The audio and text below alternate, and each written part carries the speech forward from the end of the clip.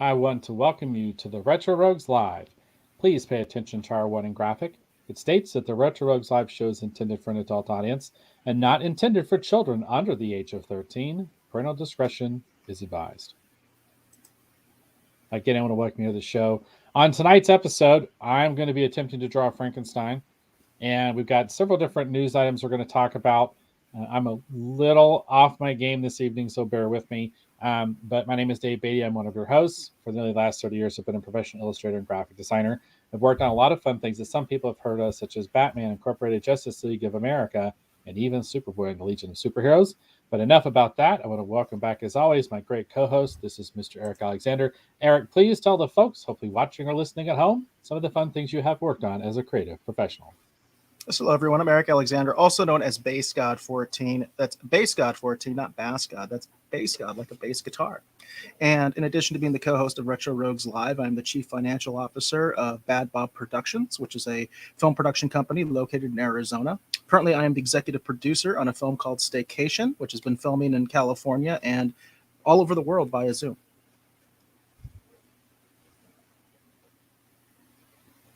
I've been having issues with my mouse lately. I go to click on my mouse and it's like double clicking, and I'm not meaning to double click.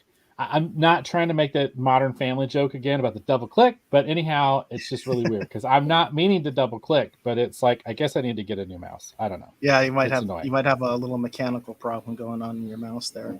Yeah, you gotta love it, right? Like it's always something. Um, so I'm just Well, gonna. Mott's is already, and he says game question mark. Were you on vacation or something? I was in fact on vacation, David Motz. Now I can't get the stupid thing to share on Facebook. All right, okay. I'm not gonna. I was trying to share the links so more people would know about the show, but we're just gonna not worry about that because it doesn't want to work. All right, so yes, I was on vacation. I am back from Hawaii. I was actually in Maui, and it was a really, really great time. Um, I would show pictures, but this is not a travel show. So there you go. But if you are a friend with me on Facebook, you might have seen them because my wife tagged me in pretty much every single one. So a lot of people like I was starting to try and post pictures, and everyone had already seen them, and I'm just like, no point in me posting them. So there you go. I did see a few of those on Facebook, and Mott's is on Facebook too. So I'm imagining he might have saw some. He says it's good to hear, and he did see them. So Well, there you go. There you go. I think I did have probably the best snorkeling experience I've ever had in my life. I'd done a little bit of snorkeling when I was in the Boy Scouts. I think a lot of people know I'm an Eagle Scout. But anyhow, I did do a little bit of snorkeling in the Scouts and stuff back in the day, and I've been snorkeling in Hawaii before, but nothing compared to this experience that I had. We were on what's like called a red line rafting tour. So it's kind of like a smaller boat as opposed to like the big like boats where they anchor and whatever. And they just took us into different little spots and stuff and everything. And I saw stuff I just absolutely could like. There was one point the first time I dove in the water, I felt like I was in an aquarium. There were so many fish, like I felt like slightly uneasy about it the first time. And it was pretty amazing, and I think the way I described it is a pretty good way to describe it because we've done stuff with the Pacific Whale Foundation in the past, which I highly recommend. That it's a really great time. They do stuff to help preserve the ocean and protect the sea life and all that, and that's wonderful and good. We want to do that, but this time we had this red line rafting. Was kind of just a smaller enterprise, type of deal. And I would describe Pacific Whale Foundation stuff as going on a high school trip, and red line rafting as rock and roll is the best way to describe it. So it interesting. was completely different experience. Like everybody was just really laid back and having a good time. Everybody was chatty, and they just took us into places I don't think in a normal like.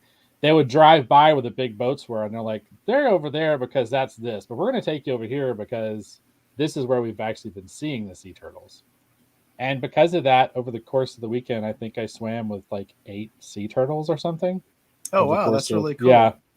So it was pretty amazing. It's pretty amazing. So high endorsement for red line rafting in Hawaii, if that's something you're looking at doing. So That's very, very cool. Glad you were able to do that and, get away from things for a little while and enjoy something like that. Micah had a comment. She said, "You did a great job, dear. I was a little scared in the 200 to 300 foot deep, though." yeah, that was a little unnerving. There was a point where they took us on this like it was like I think it's like the backside of Molokini, which is like it's kind of like a I don't know, half moon crater thing. I paid attention, but I've slept since then. But we're on the backside of Molokini, and it's just a straight drop, and it was one of the deepest points in which we were going to be snorkeling. And when you got into the water, because it was formed by like a volcano, and there's still kind of volcanic ash and stuff around, when you get in the water, because of how the light streams through, it literally looks like our background here on the show. Like it looks like the warp effect with like the Oh, stars okay. streaming by and everything. And it was really cool, but it was really a kind of slightly disturbing too, because you could see the rock face and how deep it went, and it just like straight up like disappeared, and you could tell it was like really really deep. Like it was. There was a couple times like I was kind of surprised because I'm not a bad swimmer, but I don't consider myself like a great or a very strong swimmer. So it's the first time I've been in that kind of depth, and it's just me and some snorkel fins, and a mask essentially, right? Like that was a kind of a new experience for me, but it was really great. I had a really good time. So Yeah, I'm very glad to hear it. It sounds like an awesome experience. I did want to mention to folks that as far as topics for discussion tonight, we are going to be talking about the Black Adam trailer, and we are also going to be talking about the Lightyear trailer. Which, by the way, I don't know, Dave. Have you even seen the Lightyear trailer? I have actually as of today, I have seen the Lightyear trailer. Okay, and quite frankly, it's not Seen so it, much. but not hear it. But I just saw it. Literally, Yeah, it well, was well, on, but I didn't hear it. the stuff I want to talk about is not so much the content of the trailer as some of the casting, the recasting that's gone on. Oh, okay. And There you go. we are going to get into some controversy tonight. We are going to talk about gun safety on sets and things like that. I have some things to say. I've got a background that I think allows me to have a unique perspective on the tragedy that happened in New Mexico recently. If you hadn't heard, of course, there was a tragic accident that happened on the set of a film in New Mexico. We're going to get into it, and I'm going to tell you some of my thoughts. And I have actually quite a few prop weapons to show you and some different alternatives to what apparently they used on the set of Rust and caused that tragedy to occur. So we've got some good stuff to talk about tonight. I did want to ask you, since we are doing the Frankenstein draw, which obviously is in anticipation of Halloween. Dave and I originally were talking about doing something else, but then we realized this is our last episode before Halloween. So we wanted to do something Halloweeny, and we decided that a drawing of Frankenstein would be really cool. Incidentally, it kind of relates to what our new project is going to be. I'll give that little teaser, just throwing that out there, because in a way it kind of does relate.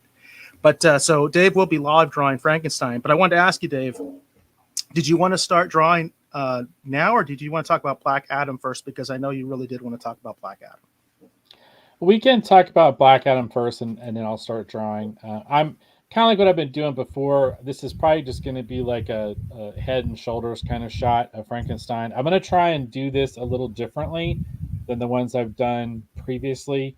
In my mind's eye, what I'm going to attempt to do is I'm going to attempt to show the way that Scott Clark, who I worked together with for many, many years, who passed away.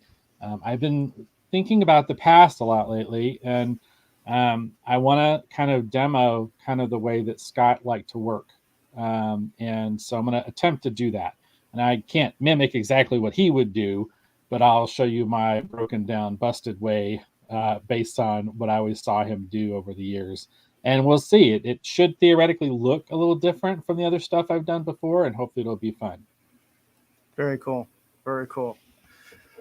So you said you wanted to start out, right? Talking a little bit about your thoughts on the Black Adam trailer, right? Yeah, I think so. So we obviously can't show the trailer because we'll get in all kinds of trouble with YouTube and every other algorithmic cop out there in the interwebs. So I would just talk about it just in general. Did you see the trailer, Eric? I did. I did watch it Okay. before the show. It's a very brief teaser kind of trailer, but it gives you a kind of a feel for kind of the mood and the tone of what they're going to do. And one of the things that's really interesting about this, that if you're a comic book fan, you've kind of picked up on it and you've kind of noticed it, is that they are intentionally, I think anyway, I think they're going to be lifting ideas from actually a really popular Justice Society or JSA storyline called Black Rain. And in Black Rain and in the JSA run, it was done by Jeff Johns. One of the things they do is they introduce these newer superheroes and these older established superheroes. And then Black Adam is kind of introduced into the mix. And over the course of the Black Rain storyline, we learned that Black Adam, going back to ancient Egypt, actually knew Qatar Hall, Hawkman, and actually also knew Nabu, the original basically presence or manifestation of Dr. Fate. Okay. So I believe Pierce Brosnan is going to be playing Kent Nelson. I haven't had that confirmed, but Kent Nelson is the Dr. Fate, Eric, that we actually grew up with. That was the one from the Superpowers line. But the thing that makes Dr. Fate unique is that the magical knowledge and everything resides in the helmet, and that actually is the remaining essence of Nabu. So when he puts that helmet on, it's sort of like a symbiotic sharing between Nabu and Kent Nelson and their shared knowledge. Not exactly like Firestorm per se, but they kind of become more a unique persona. Sometimes Nabu takes over, but other times he does not. So um, I'm really excited because I think that's cool because we do have Hawkman in the movie. We are going to have Dr. Fate in the movie, and we're going to have Atom Smasher and Cyclone and some of these other characters. And it's just really neat because all the components are there for the storyline of Black Rain. And so what we learn is that Black Adam knew Dr. Fate and Hawkman. They had a previous relationship, and they actually played a role in actually imprisoning Black Adam along with the wizard Shazam. I always say Shazam because that's how the guy says it in the movie serial. I'm Shazam. Anyhow, so Shazam and all of them, they're all like, they helped imprison Black Adam, so he's kind of got a grudge against them. And over the course of the storyline, we learn about Kahndaq, which is his country that he was from, and it's really cool. It's a great, great storyline. And so we know from all the teasing that they're going to be pulling elements, hopefully, from Black Rain. And this teaser trailer, I thought, was absolutely like incredible. Like it was kind of what I wanted to see, because Black Adam is not a hero. I mean, he can do heroic deeds, but he's very much an anti-hero. He has his own code, and that really says a lot about how he reacts and how he is. So even though it was a short trailer, I really, really liked it. And I have been thinking that Black Adam would be great. Black Adam. The Rock, Dwayne Johnson, would be great to play Black Adam for a very, very long time. Even prior to this announcement, I remembered having those conversations with my brother going all the way back to when he was the Scorpion King. But in those days, I thought it would be neat because sometimes Black Adam and Captain Marvel look a little bit alike. And then Sherry Ordway played that story backwards, where basically Billy Batson's father and then Billy Batson, when he becomes Captain Marvel, look very much alike. But sometimes they play up that connection even more. And so I used to kind of waffle back and forth thinking it's like, well, if they cast the right kid, Dwayne Johnson could have actually been Captain Marvel just as easily as maybe been Black Adam. My brother and I have been having this ongoing debate about Dwayne Johnson being in the Captain Marvel universe like forever, it seems like. So I'm very, very super excited. I know I just ran really long, but what did you think of the trailer? And are you as excited as I am about it, Eric? I am excited about it. I always kind of temper my enthusiasm these days with any new modern media or interpretations. It's kind of funny because, my father, I've mentioned it several times, and my brother, their favorite superhero was the original Captain Marvel. Now they call him Shazam. So I grew up with those books being around, my brother had a lot of the Silver Age version of Captain Marvel, those comic books, and then he had reprints of some of the older ones as well, some of the Golden Age stuff. That of course came from Fawcett, not DC, and it's kind of interesting the background of that character in terms of the lawsuit they had involving Superman and the ultimate destruction of Fawcett, because at one point Captain Marvel was more popular than Superman. So it's an interesting background. And for me, the thing that's most interesting is you were talking about the description of Black Adam as an anti-hero. And in the Golden Age type stuff, he's a villain, just straight up. And what I thought was interesting about the teaser trailer, and I did actually do some screenshots. I've been experimenting with these screenshots to see if we can get around some of these issues. It's very villainous. We can see this image here. Can you see it, Dave? Yes, I can see it. So this image here is directly from the trailer, and you can basically see that Black Adam is atomizing this individual who looks like he could be a mercenary of some type, or he could be a regular soldier. We don't know. There's not enough context in the teaser to tell us, but he is like some sort of a soldier or some sort of mercenary type. That's very obvious, and he just grabs them and atomizes them. It absolutely atomizes them. And then of course the other people, the other soldiers, you can actually kind of see the background and shadow of them. They open fire, and of course that's ineffective. One thing I did really like also was, I think officially this is like some of our first images of the costume, aside from maybe some stuff that came up like leaked from the set and things like that. But I like the way that they have this sort of profile of them. I caught this shot here where you can actually see the chest emblem is glowing and all that kind of stuff. I think that looks really, really, really cool. And then I got this other shot that I think came out pretty well of him as he's sort of flying out and leaving. As you can see, the bullets are bouncing off of him. So it's a very ominous introduction to the character. I do wonder if there's a bit of a sort of that kind of bait and switch, if you will, that basically, as you were mentioning, I think the character now is definitely been sort of reinvented as more of an anti-hero than a straight up villain. But in the teaser, I think he comes off as very menacing and villainous. Yes, yeah, and I'm like I said, I'm super super excited for it, and I think it should hopefully be really really good. I mean, DC with their fandom event, I was kind of like, whatever. I was in Hawaii, I wasn't paying really hardly any attention to what was going on. But when I did get a chance to actually sit down and view a lot of the stuff that DC is rolling out, for their next slate of films, I was really, really super impressed between them bringing Keaton back for the Flash, which I am beyond excited about. I love the fact they had the Danny Elfman music in the background. That has me really super excited. The Aquaman trailer looked really good. And the Batman, the Pattinson Batman, like I've been kind of like thinking the Pattinson Batman movie would be good, but kind of like standoffish with it at times. But man, that trailer is really incredible, and really strong performances in it.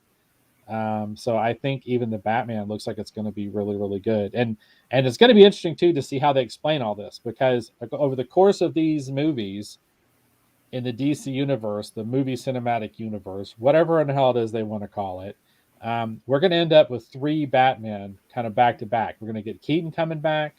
We're going to have Affleck coming back. And we're going to have the Pattinson Batman coming back. And there's a very interesting rumor, and it is only a rumor. Okay, there's no verification for anything. But in the Flash trailer, there's a scene where Barry Allen is standing kind of center stage, Supergirl's behind him, and it looks like another version of the Barry Allen Flash is actually standing behind him, and he's saying, "Are you in?" Now, you'd think he's talking to Keaton, right? Or do you think he might even be talking to Affleck? But I have heard a lot of rumors that it might actually be Grant Gustin, the TV Flash, which would be a callback to the Crisis event. So I'm pretty excited. I think all this stuff looks really fun, and it's interesting too, because where I feel like Marvel is trying too hard to break new ground, like they're going out of their way to try and break new ground and say we're different, we're not the same. and then I look at what DC's doing, and DC stuff does look and feel like a lot of fan service, but it makes this fan excited. So, Yeah. there you go. I know there's a weird balancing act, right? But in this next series of films, you're going to give me, one of my favorite Batman of all time, which is Michael Keaton, and you're going to give me this brand new take on it that actually looks really, really good and looks like a lot of fun. So I feel like DC and Warner's has got it a little bit more put together right now in my mind when you look at what Marvel's doing and then what DC's doing. So, which is interesting, I think. What do you think, Eric? Yeah, it is interesting. I mean, DC's approach has always been kind of different. Uh, we've got Val Suarez in the house. He mentions like Legends of Oh, Tomorrow. He's I guess a big fan of that one. You've got what they call like the Arrow universe, right? Which is or the Arrowverse on CW, and you've got all sorts of crazy things going on there, including, of course, that Crisis event that you were referring to that yeah, happened which on the I enjoyed. CW as well. But it's kind of interesting because I've always felt DC's approach is a little bit sometimes confused, and especially it's confusing to a lot of casual fans as far as what the heck is going on. What version of Batman is this? What version of whoever is this? Because they're not as consistent as the MCU was. The MCU, even the Netflix shows, technically were still in the MCU universe. They actually referred to the attack on Manhattan and stuff like that. So DC's approach has always been kind of different. I'm not sure which approach I like better, but I will say I agree with you in the sense that I'm more excited, I think, about these DC projects than what Marvel's doing. Like, I have no intention of seeing the Eternals. I'll just say it straight up. I have no intention of watching that. Um, Part of that is the deal with Disney, the way they release things, and I don't like that model. I've talked about that a lot of times. I don't like the way they do things. I don't like the way they're doing business right now. And so, but I'm also just not excited about those characters. I'd much rather see Michael Keaton back as Batman. That's just me. So I think that's much more exciting. And speaking of Affleck, I like what Jackson asked the question. Isn't that the duck? Of course, we're talking about Batfleck, which I'm not a big fan of Batfleck. I've said that before, but I do get where you're coming from. I do get where you're coming from, Hollywood. Well, and this series, the Flash movie is going to be Affleck's exit. I've heard in the rumor mill, and I've read in the rumor mill that Affleck's probably not going to be in the film very long, and it'll be interesting to see how they handle it. Flashpoint, which is the series I worked on. Spoiler alert for those of you who have not read Flashpoint, but in the Flashpoint series, what happens is Barry goes back in time, saves his mother, and when he does that, he fractures essentially the universe. And over the course of a series of events, we see radically different versions of the characters that we've come to know and love. All of them are very, very different.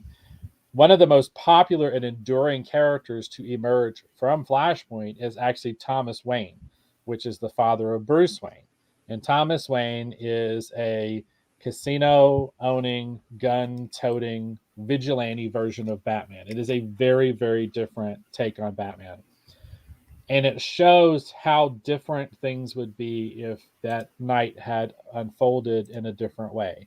So, it's pretty obvious we're getting the Bruce Wayne Batman, but because we're nodding to Flashpoint, I'm not exactly sure how they're going to reconcile all of that. But the rumor is that Keaton will be the main Batman for the DCU moving forward. That the Pattinson stuff is kind of off on its own kind of pocket universe, and it doesn't really directly relate.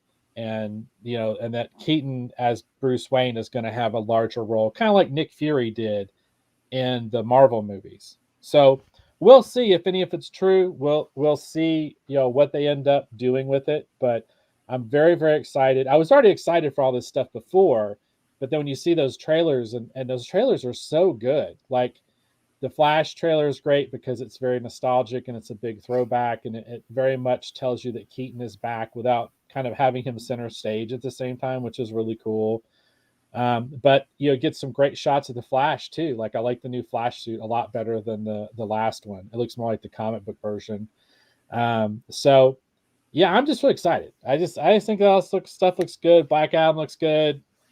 Like Flash looks really good. Pattinson Batman looks good. Like Aquaman looks good. Like all of it looks good. I'm very excited. Eric, I'm with you because I'm glad you got the spoiler alert up. I have heard that the character I was most excited to see in the Eternals is hardly in that movie number one, and then number two, they never ever show his legendary weapon. And I'm like, why are you even putting him in this movie? And what I've heard is, oh, they're going to do something with that later on. And I'm like, well, I'll wait for later on then, because I was mostly going to see one of my favorite Avengers of all time. Dane Whitman is like one of my favorite Avengers of all time. He's the Black Knight, he's in Eternals. He's in the trailer, but I've heard he's hardly in it, and I'm just like, then I'm good. I don't need to see space gods show us how to do irrigation. Alrighty then. Alrighty, and I'm not going to claim any great knowledge of the Eternals. That's one of the reasons I'm not really excited about it. Is because I just was never into those particular characters. So I'm not even. That's another reason. I should be completely honest. I'm just not that interested in it. Do we want to start getting this drawing going, Dave? Yeah, so sounds good. For folks that are not familiar, we've been experimenting with the format change on the show. This is actually in anticipation of the fact that Dave, myself, and my partner, Robert McVeigh, we are actually going to be doing an original project very soon. We're working on a couple things. We're working on some deals because we want to do something that's kind of unique. Basically, we're going to be creating a comic book live, on the air. We're going to be showing you a lot of the stuff as we're doing it, very much sort of a behind the scenes. And part of doing that, we're experimenting with this format where Dave has been doing live drawings, and we want to get the kinks out of the system before we start doing new stuff, our own stuff. We'd rather kind of mess up on other people's stuff, quite frankly, than our own.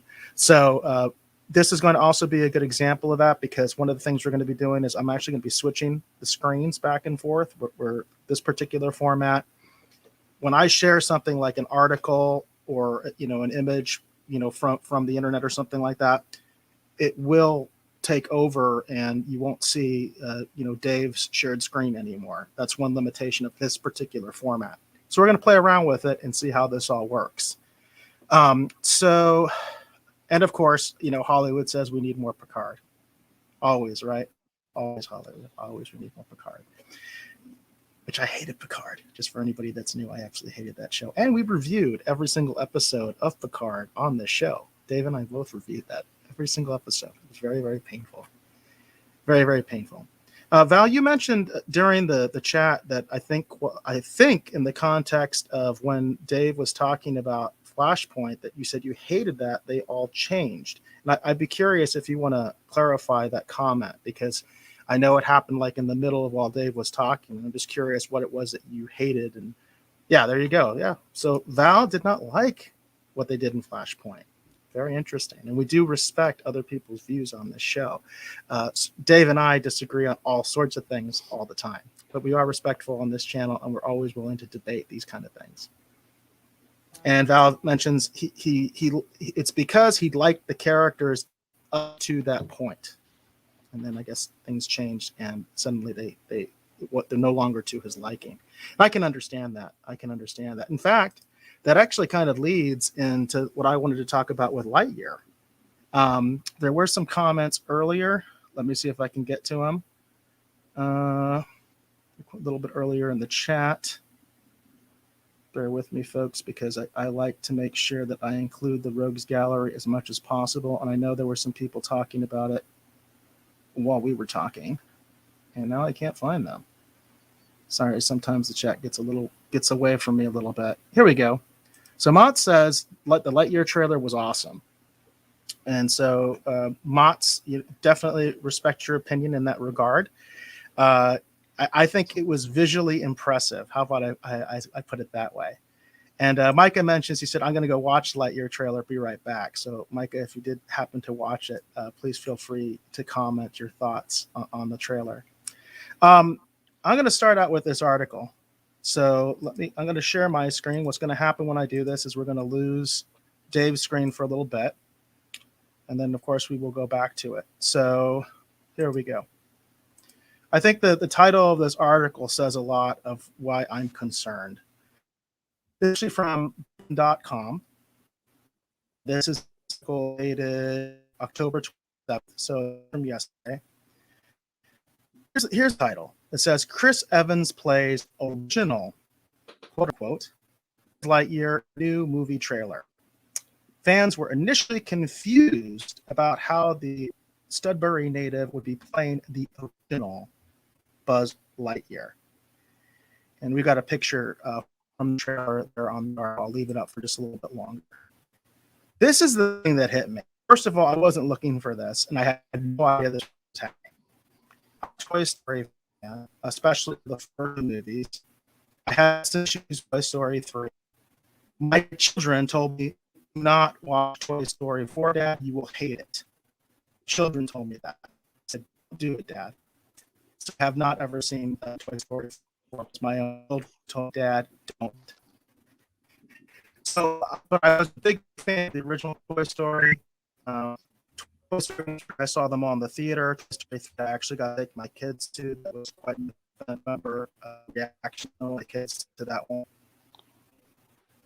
Oh, did we have an internet meltdown? Did we lose the stream for a second there? I apologize if we're having some streaming issues. Let me know if that continues. Right now, I seem to be able to. I can't see any problem. Dave, hear me okay?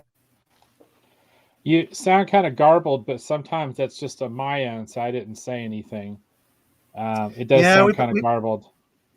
We've been having that problem. I've been having that problem, particularly with my stream lately. It's as Hollywood Jackson says, it's a glitch in the matrix, and I apologize for that because I check my internet. I do check my internet prior to the show and make sure that it's showing as a strong signal. But I seem to have problems, and sometimes I get conspiratorial, to be honest with you. But it happens.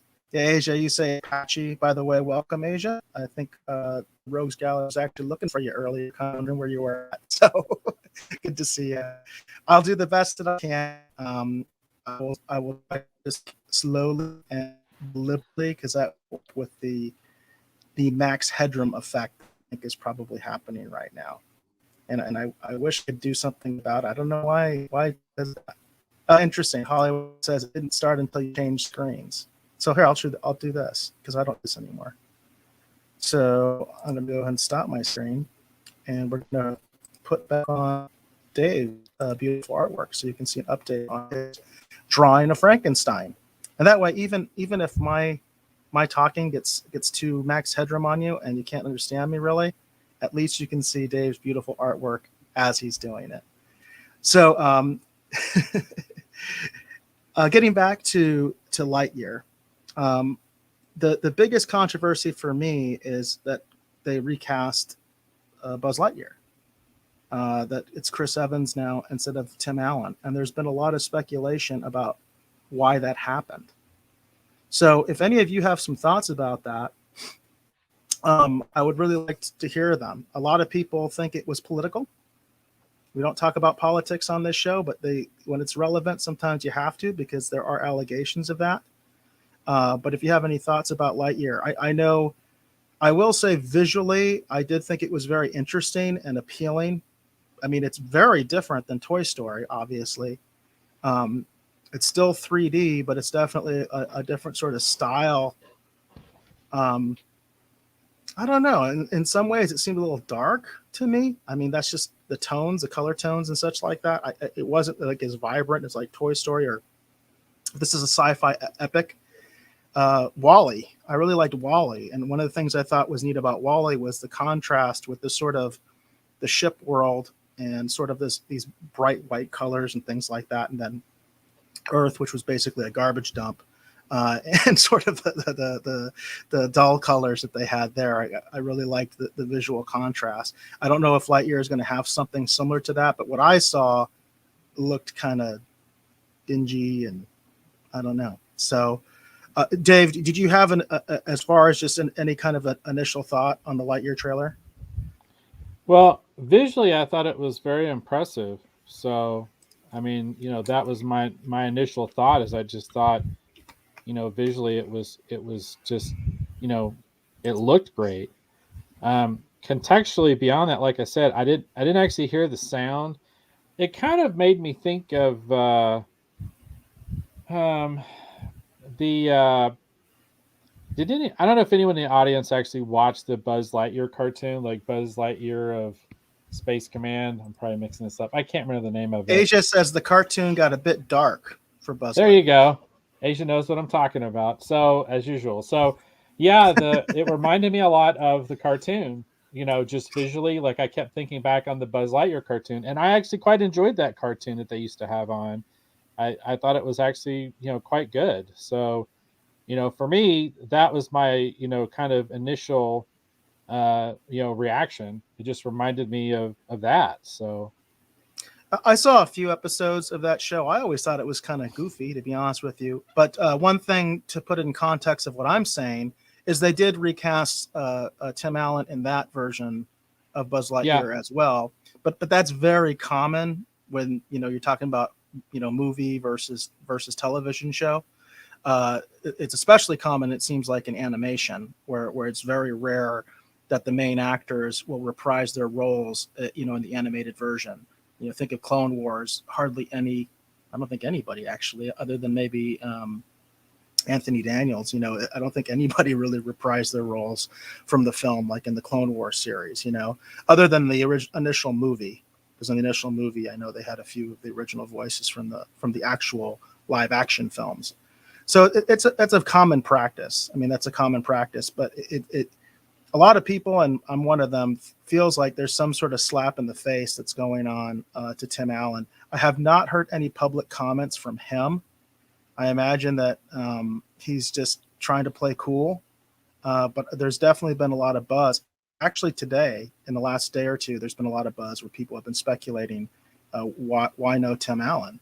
And interestingly enough, I think there's only like one line where Buzz Lightyear actually speaks. In other words, where we get to hear Chris Evans' version of Buzz Lightyear. And I know a lot of people were saying he kind of sounds like Tim Allen. So it's like, what's going on here? It's like, so you recast the guy to sort of emulate the original guy because you don't want the original guy anymore. I don't know. It puts a weird taste in my mouth. Hey, Matt Reed is in the house. He says, "Hey guys, you're cutting into my Cardinals game."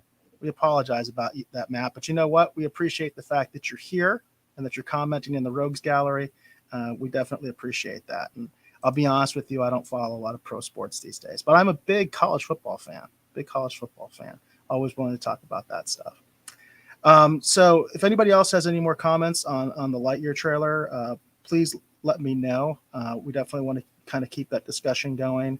If you do have any thoughts, and you do have thoughts again about the recasting, I do think that was a very controversial aspect of the trailer. And again, I've seen a lot of people talking about it.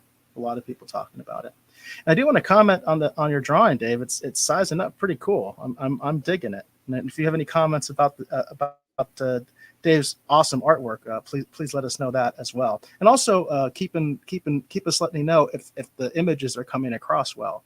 If the format is working. We've got a lot of good feedback so far from the Rogues Gallery, letting us know, yeah, it's coming across well on my big screen TV. It's coming across well on my laptop. It's coming across well on my my cell phone. So definitely let us know. And Hollywood mentions also it's coming along quickly tonight, and I agree, Dave. It seems like you're inspired tonight. You're really like moving at a good pace with this drawing. well, for starters, I feel like I owe everyone an apology for the Captain Kirk from the other night, and then secondly, um, this is the way that Scott Clark preferred to work. So that's what I'm showing you all. Scott had this particular way that he liked to work, and this was it. And it does go pretty quick, but it's very kind of, for me, very different. But I thought it would be fun to experiment with this for everyone to kind of see, because it is a completely different working method from what I do. And it is kind of intentionally meant to go quick. Now it's going to be kind of painterly and kind of rough in a few spots, but that's what he would do. He would just keep tweaking and tweaking and pushing and tweaking and kind of just constantly modifying and kind of making like sort of subtle changes. And it's a very different different way to approach doing this. Now, Scott too. A lot of people know this, and some people may not.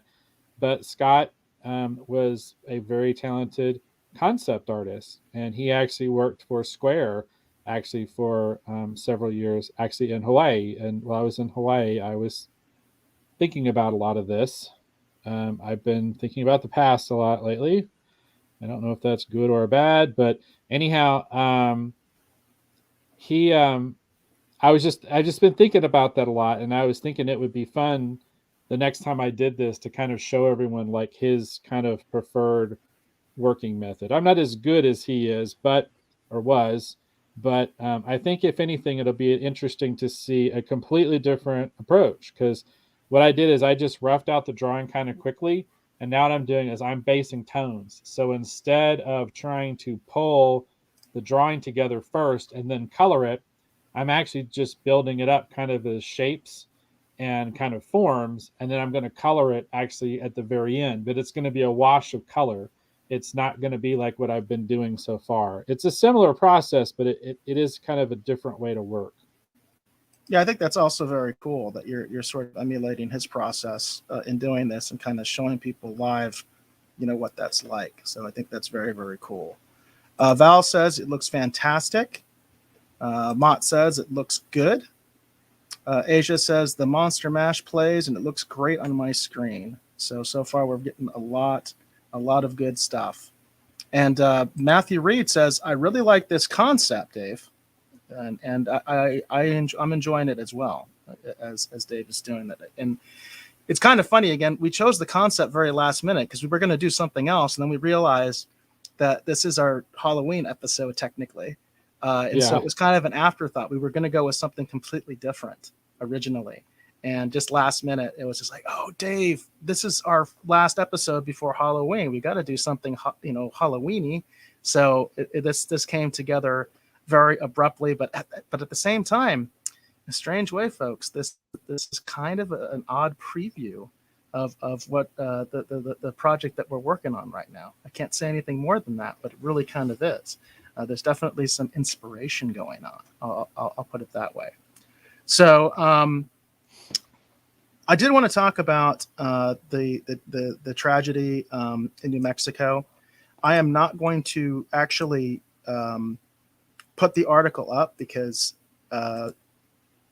Hollywood mentioned that it seemed like once I actually shared my screen, that's when I started to go all max headroom on you.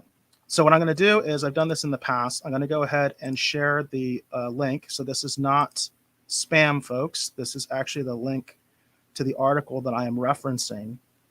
And I feel like I have a lot to say on this topic.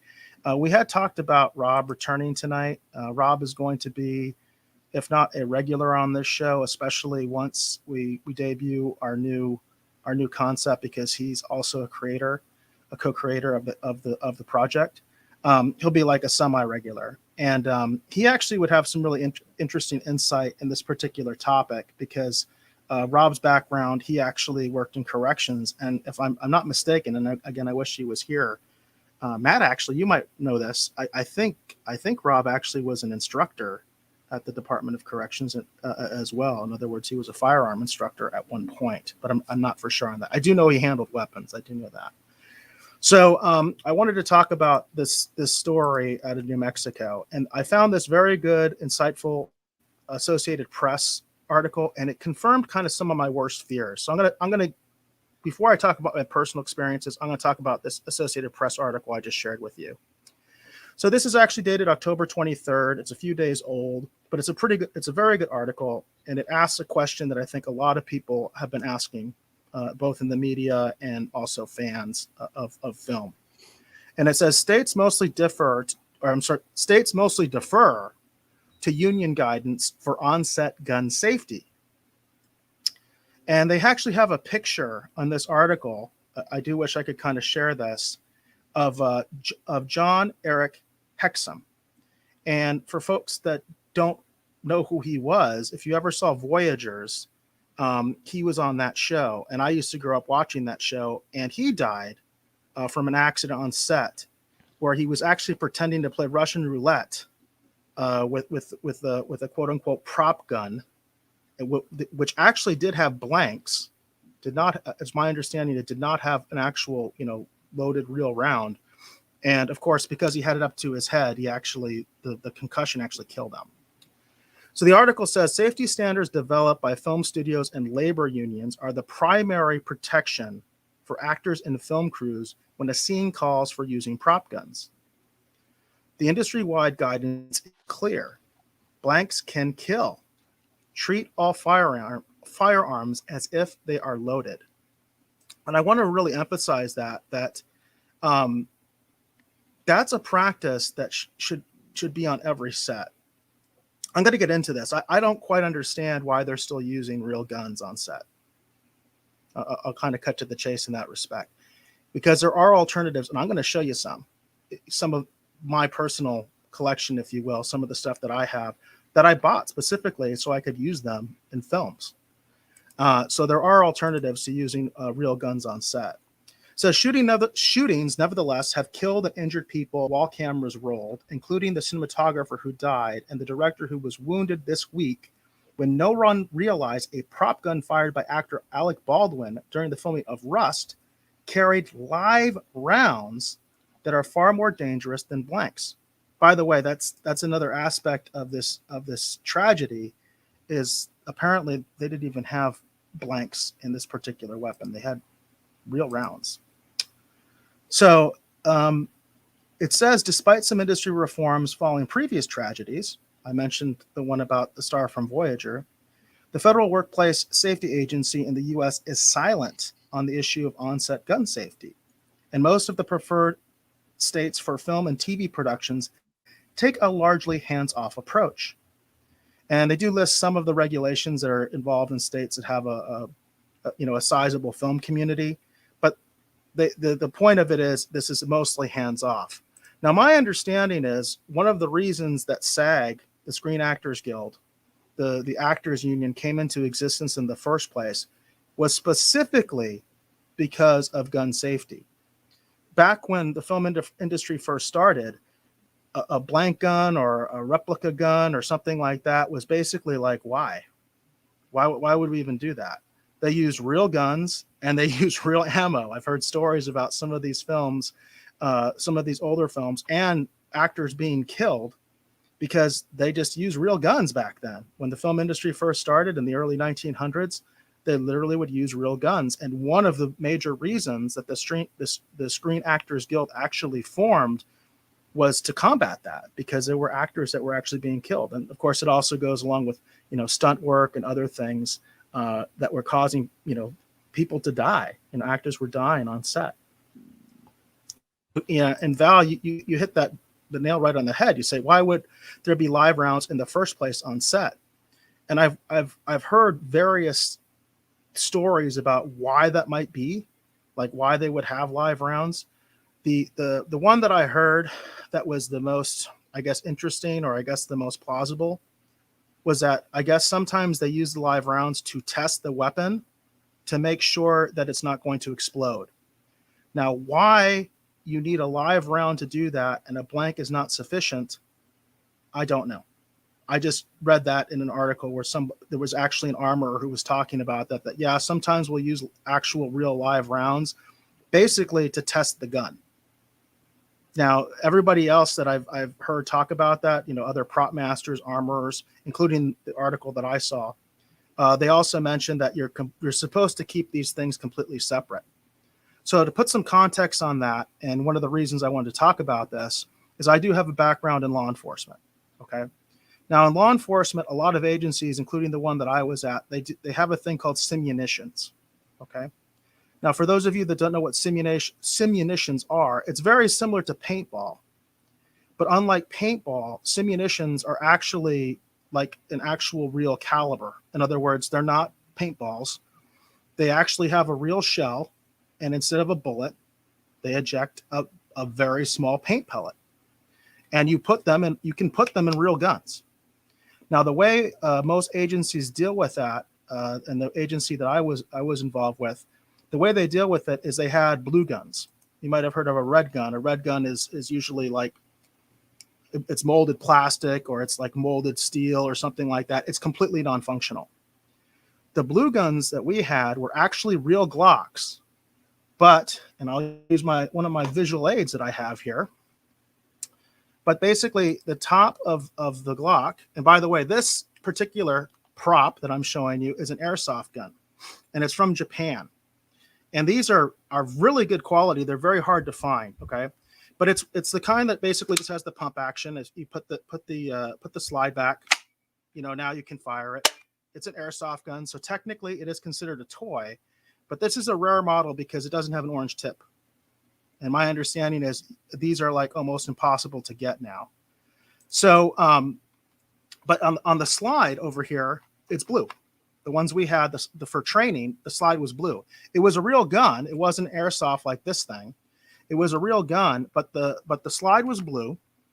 And the idea was to never, ever, ever have live ammunition around the blue guns.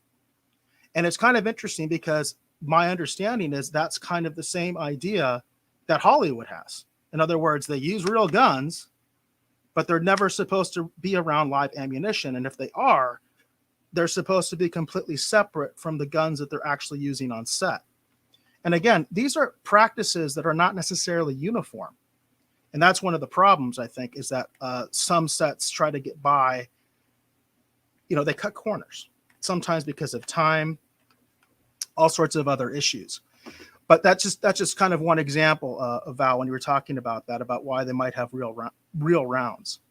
And Hollywood brings up a point, which is blanks still spit out particles from the round. Why not just use the green screen? That's a good point. And I do actually have another visual aid for you here. This is actually an 8mm blank round. And I'm going to kind of show it here. I don't know how well folks are going to be able to see it.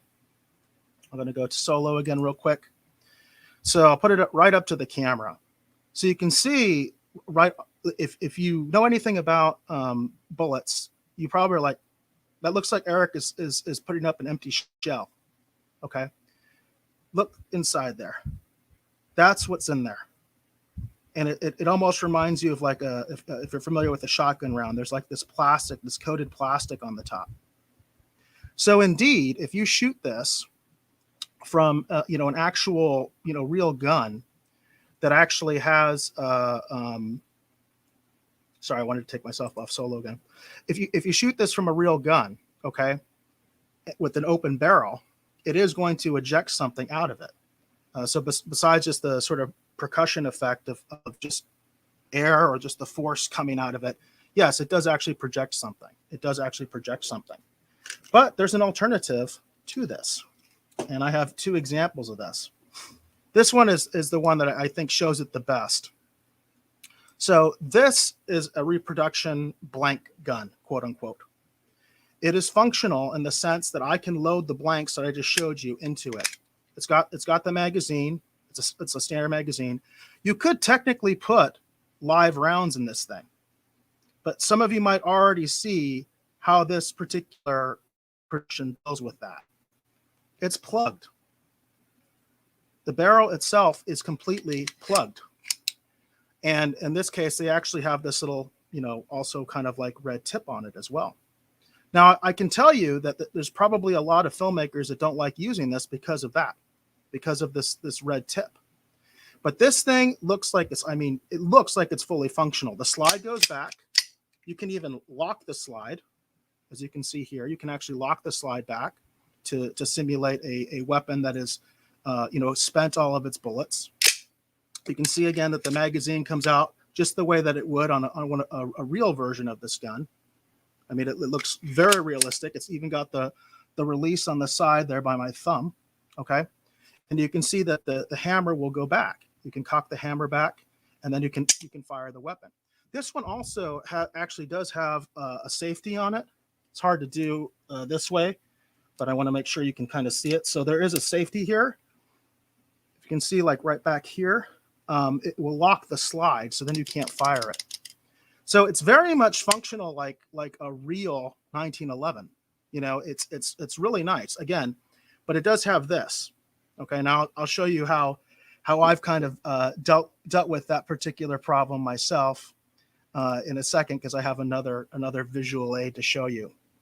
But that's one way, Hollywood, besides the green screen, that's one way that you can still use a blank gun that's an actual true blank gun and not a real gun, because it literally cannot eject anything. The only way this particular prop weapon is going to cause you problems is if you load real bullets in it and try to shoot it, and then of course it's probably going to explode in your hand.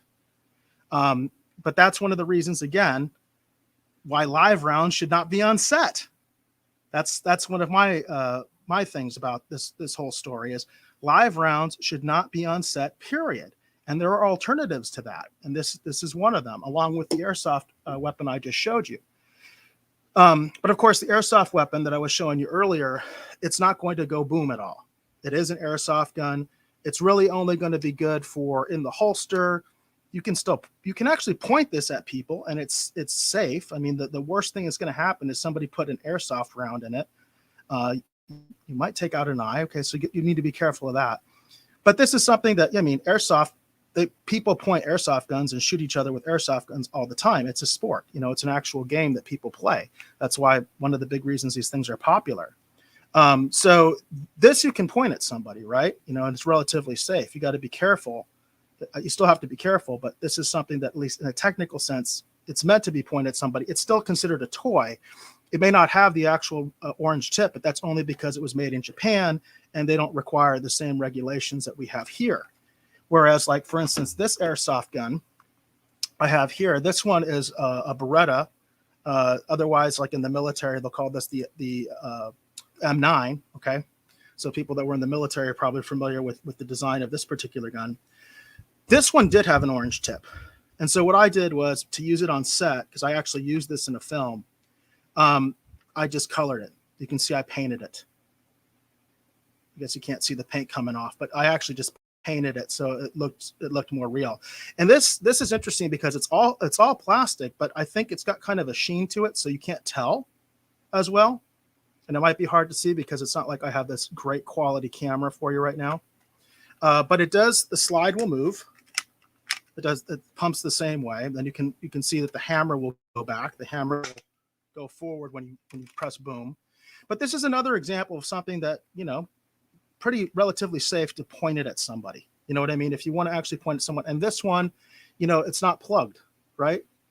You know, you can kind of see that this is an airsoft gun, but with lighting, you know, and things like that, you could change the angle a little bit. Then you can't really tell that it's an airsoft gun.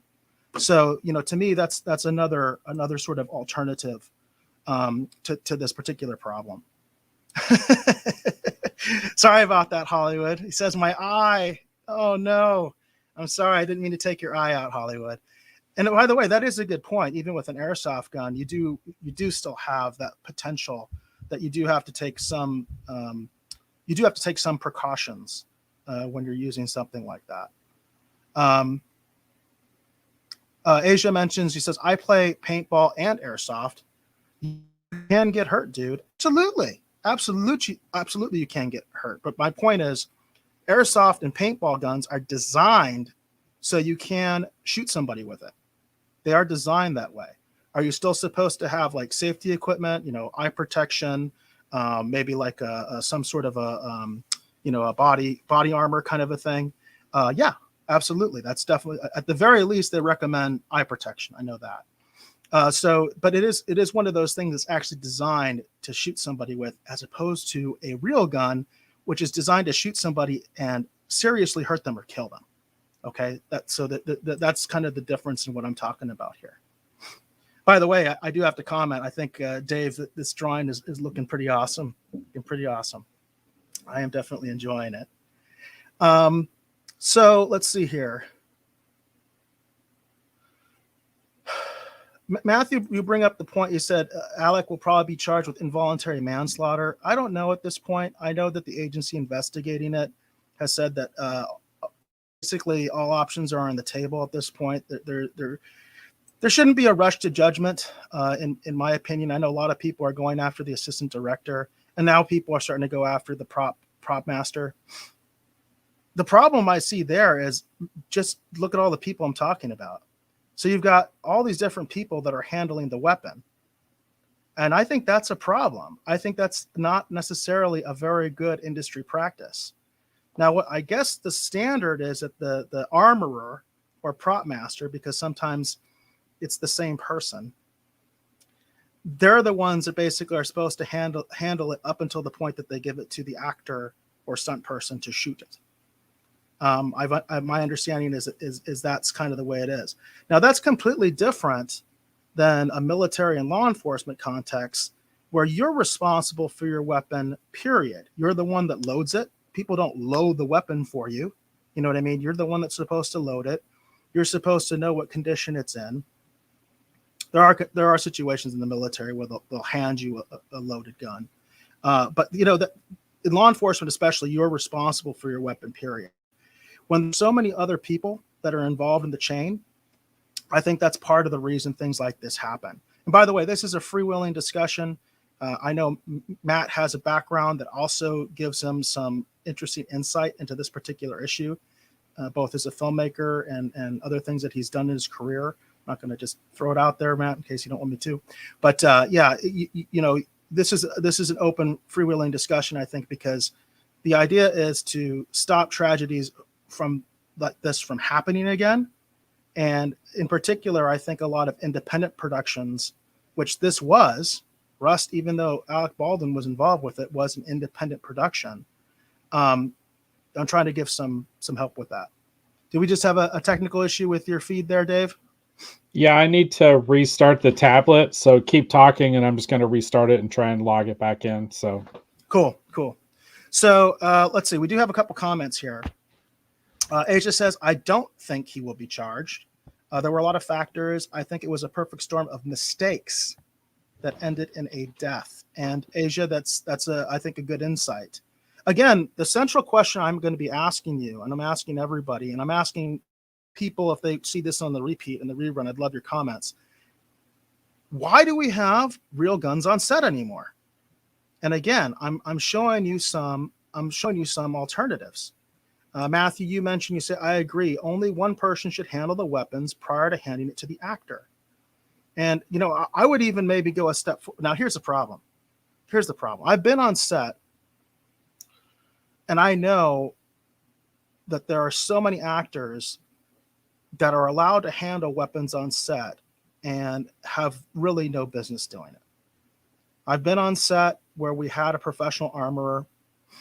I don't know if the weapons themselves were technically quote unquote prop weapons or real weapons.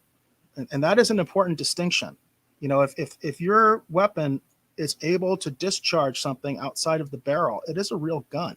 Okay. If you put a bullet in it, it will eject something. Just like Hollywood was talking about, I showed the blank rounds. The blank rounds will eject something if that barrel is not plugged. It's going to eject very little, and it's relatively harmless, except at short distances, right? But in this case, we're talking about a live round because they had a real weapon. And again, my point is, I don't think they should be having the real weapons on set to begin with. And yeah, it's Asia. I've seen this. He said minimum they should have gotten gun safety training. And I can tell you, being on set, it wasn't to the point where I felt like I really had to stand up and say something. Plus, it wasn't my place because that's not why I was on set. I was actually doing behind the scenes footage. There were times when I was allowed to film whoever I wanted, and I was filming the armorer as he was instructing some of the actors who clearly didn't know anything about guns. I wasn't super impressed with the way that he was teaching these actors how to handle the weapons. And I agree. It's like, that's one thing if you have prop guns, and especially prop guns that have an open barrel where they eject something and therefore are a real gun, they're no longer really a prop gun, and it's kind of it's kind of an insanity in my mind in this day and age. Why we're still using that kind of stuff. Hollywood, you mentioned green screen technology should be put in place to prevent accidents. No reason to put people in danger of being shot. And that's a great point, Hollywood. The counter to that, as a filmmaker, and this is something that I think about myself. And again, I have these blank guns, and I have every intention of using them. The thing is that when it's all green screened, and for instance, we could green screen my airsoft Glock here. Okay. One problem is the slide's not going to go back when I shoot it. And anybody who sees that's immediately going to be like, okay, well, that's fake looking. The other problem is, even though you might not even hear that, even though there's like a little bang, if you will, it's not something that I think an actor is going to react to in a natural way. And that's something that's been brought up in this discussion as well, is that one of the advantages of a blank gun that actually goes boom with actual real blank rounds is that it is going to kind of cause more of that reaction, especially if the other actor's in the frame, right? Now, in the context of what supposedly and allegedly happened on the set of Rust, where he was allegedly pointing the gun at the screen, there's no actor to react to that, is there? So that does kind of take away that particular argument, because my understanding was he was pointing the weapon directly at the camera. And unfortunately, the cinematographer was operating the camera. The director was behind the cinematographer, and he was pointing the weapon directly at the camera. Although what's not clear is whether that was supposed to be a loaded gun. My understanding is they called cold gun on set, meaning that's not a loaded gun. So in his mind, he may have actually had a different type of gun. My understanding was there were 3 guns involved that were on this cart, and that literally they just took the wrong gun that wasn't meant for that scene. But again, that goes back to, why do they even have live rounds and a real gun on set to begin with? That's part of that other argument. So here's my other visual aid here tonight. Now, this one is most similar to allegedly the kind of weapon that they used on the set of Rust, because it was a revolver. Now, theirs was a period revolver. My understanding was this Rust was meant to be a Western. And so it was a period style revolver. It was the kind that you have to cock the hammer back in order to shoot it. This one's not like that. It's got a very heavy trigger pull, but I can shoot it without pulling the trigger back. Now, this one also has the plug. Now, you will notice I painted it. That was me. I painted this for use on set and everything like that, to take away a little bit of that bright red, you know what I mean? But it is plugged, okay? So once again, although you technically could put live rounds in this, it would probably explode in your hand, which again is like why I would never allow live rounds on my set to begin with. So we don't have that little problem. But this is not meant to shoot any kind of projectile. In fact, like I said, it can't. If you put a real projectile in this thing, it will explode. You know what I mean? It will most likely explode. But it will allow, whatever's coming out of the blank round, it's going to still allow that to come out. So it's not going to be a problem where like the blank round is going to make it blow up or something like that. But it's a tragic thing. It really is.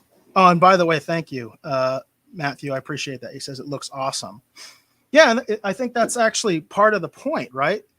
Because it's like you want authenticity in your film, right? Well, this looks and feels and even acts like a real gun. And by the way, you notice I'm trying to show good gun safety even with this blank gun, this prop gun. I'm trying to show proper indexing. Don't put your finger on the trigger unless you have the intention to shoot. And this is not a real gun. This would be considered more on the replica side. It is a blank gun. It can fire blanks. I know a lot of replicas, they can't fire blanks. But you can put things like dummy rounds in them. You can even put real rounds in them. They just won't shoot. They won't do anything. Again, this one you do not want to put real rounds in because it will explode, and that is a bad thing. We don't want to have that. Matthew says, as far as your drawing, Dave, he says, it's coming alive, Dave. It's coming alive. Hollywood says the same thing. It's alive. It's alive.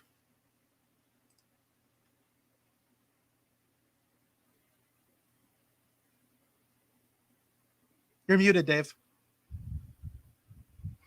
My bad. Sorry.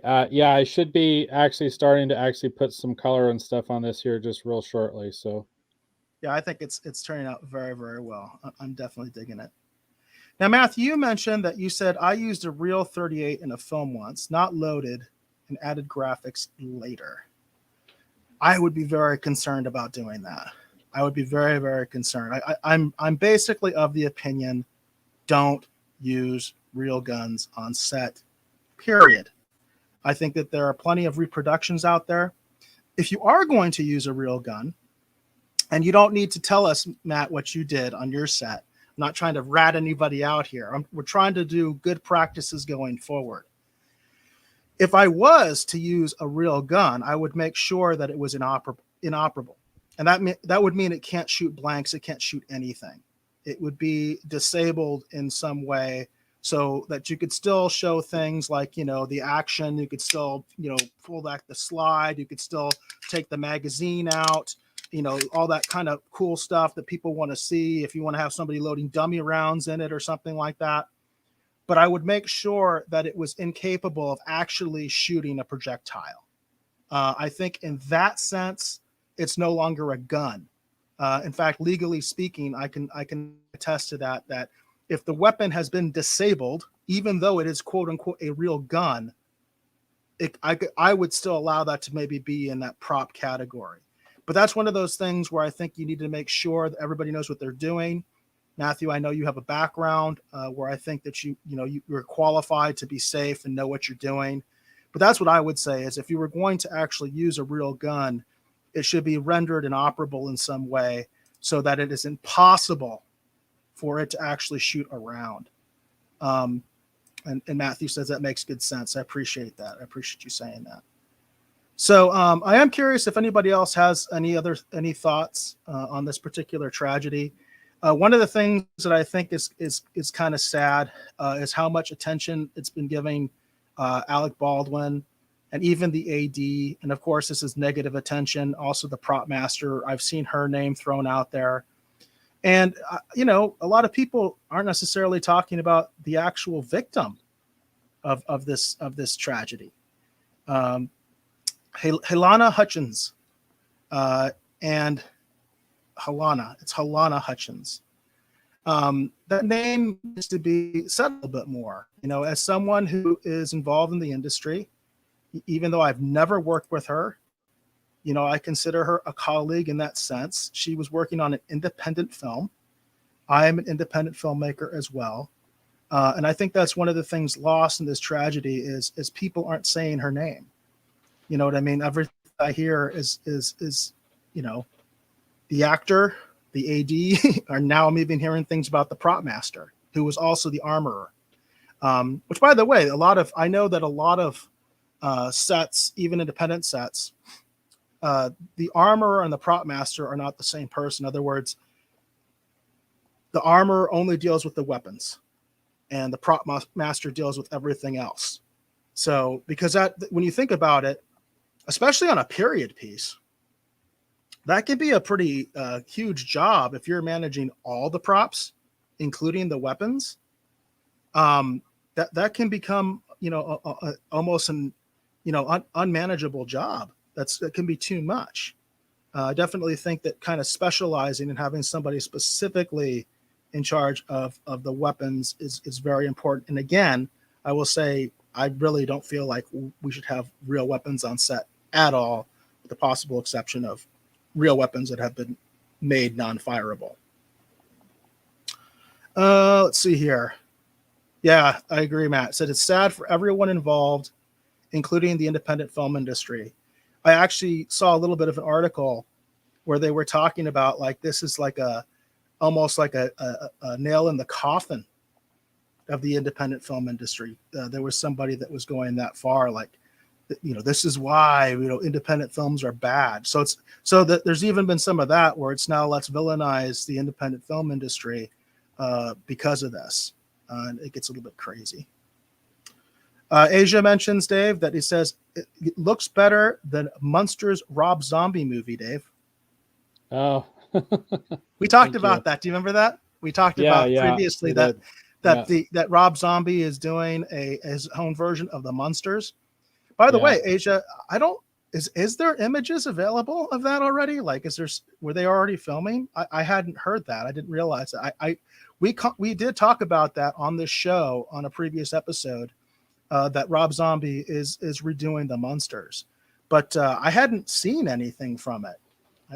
I wasn't aware there was anything like available of the images or anything like that. And she says, yes, there is. That's interesting. Asia. I was not aware of that. If you have a source you want to share for that, I'd appreciate it. Hey, Mott's asked the question. Whoops. Sorry, the chat got ahead of me. Mott's asked the question, Dave, is he wearing Hollywood's coat?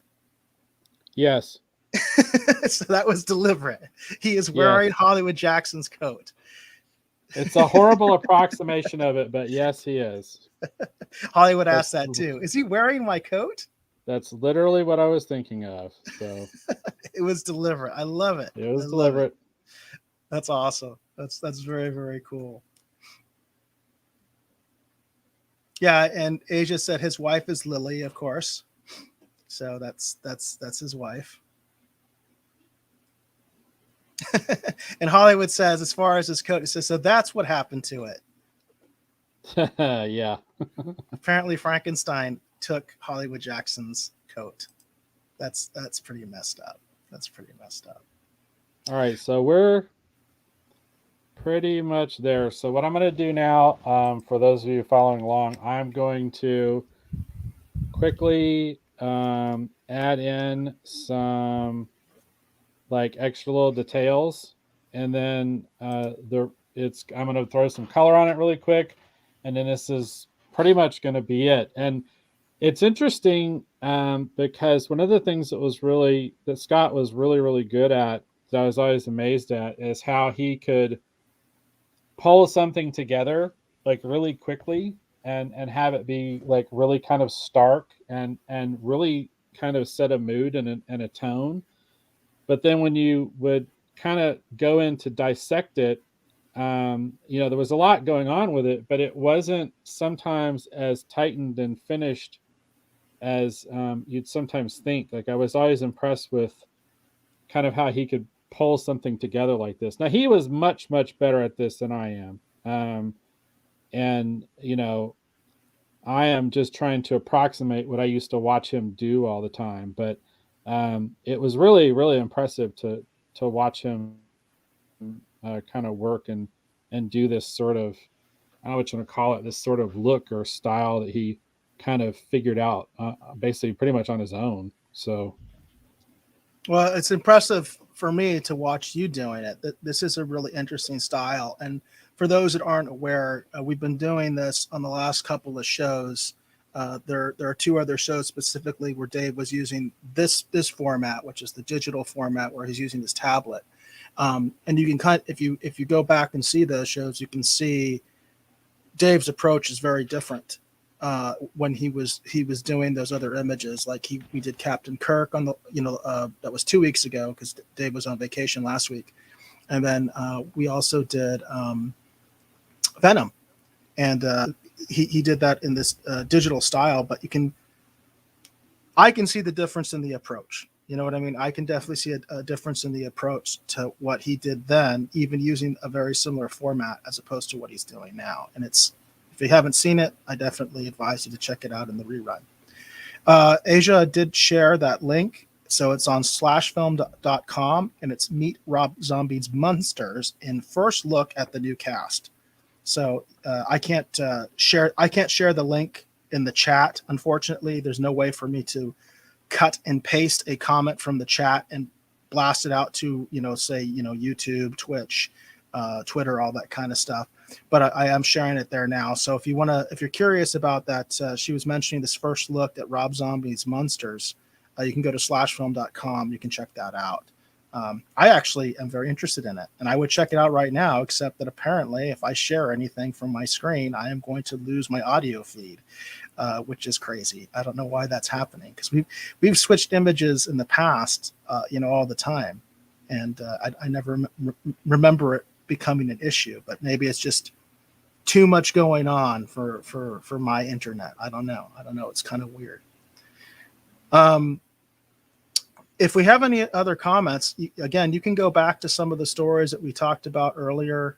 Again, tonight we were talking about the Black Adam trailer. Dave even was talking about like the Batman trailer. He was talking about the Flash trailer a little bit, even Aquaman, which, by the way, I haven't seen the Aquaman trailer. I think I don't really have any investment in Aquaman at this point because I haven't even seen the first one.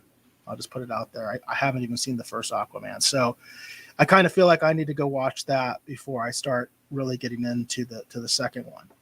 That's just kind of my kind of my way. Asia says, my birthday party. I'm hijacking this. Laugh out loud. Yeah. By the way, we appreciate that. Dave and I both do. It's very, very cool, and we're very, very honored that we're going to get to be a part of that. Asia, you said, what is the show theme before? Again, like I said, we were talking about some of these trailers, specifically the Black Adam trailer, and then we touched on some of the other DC trailers, and then we were talking about Lightyear. I was specifically talking about Lightyear and the recasting of Buzz Lightyear from Tim Allen to Chris Evans, and the controversy behind that. So that's some of the stuff we were talking about earlier. And then obviously I've been talking about gun safety on set, some alternatives to using real weapons, on set, and actual weapons that look authentic and will actually, not take away from the production value of your film. Oh, you said...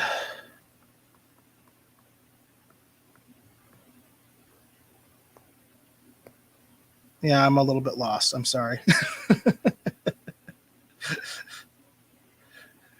You said, Asia, what is the show theme before 11/12? Well, I know the relevance of the date, but I'm not sure what you mean about the show theme. So I apologize about that. I'm just a little bit lost at the moment.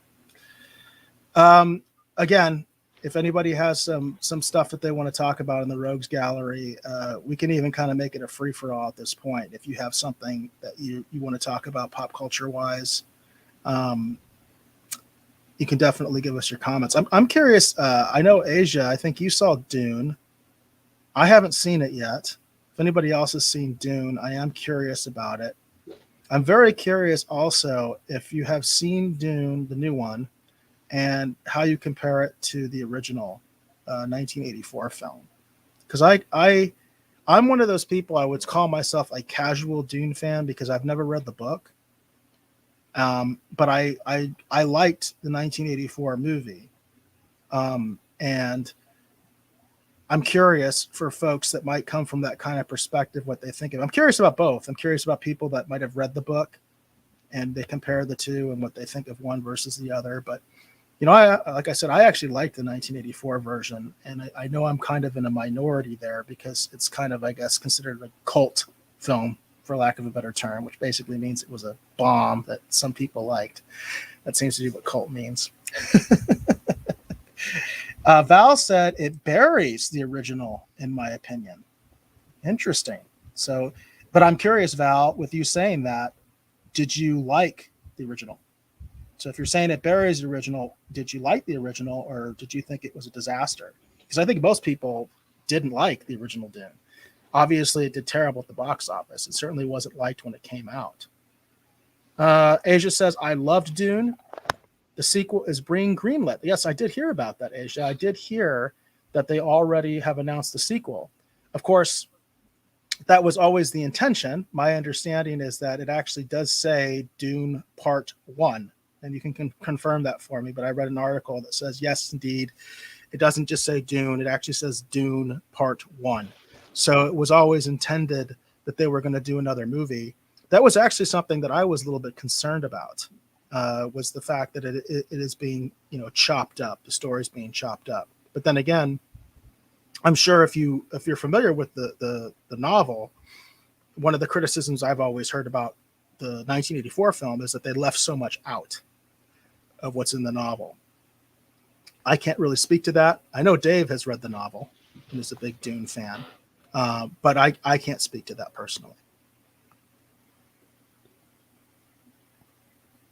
Val says, as a fan of Sting, I watched the original way back when. I remember that was a big deal at the time that Sting was in it. In fact, I even remember when it came out like on television, that was the big thing in the announcement, Sting in Dune, because I saw it on TV. I did not see it in the theater. And it's kind of interesting because Dune is also one of those films where it's almost like, which cut do you like? Because I know a lot of people, they actually prefer the television cut over the theatrical cut. And I think there's actually a third cut, like an international cut, what they call it.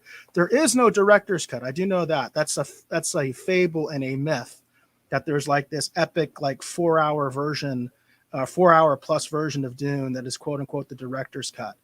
That was never released. I do know that originally it was very long, and the director was forced to cut it down.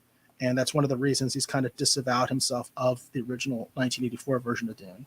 I would love to see that, like the original quote unquote director's cut, but it was never finished, is my understanding. That was like the first cut the director did. They didn't finish it because the executives had all sorts of issues with it, and then they had to cut it down. Asia mentions it's very different from the 80s movie. They added more of the book in this movie.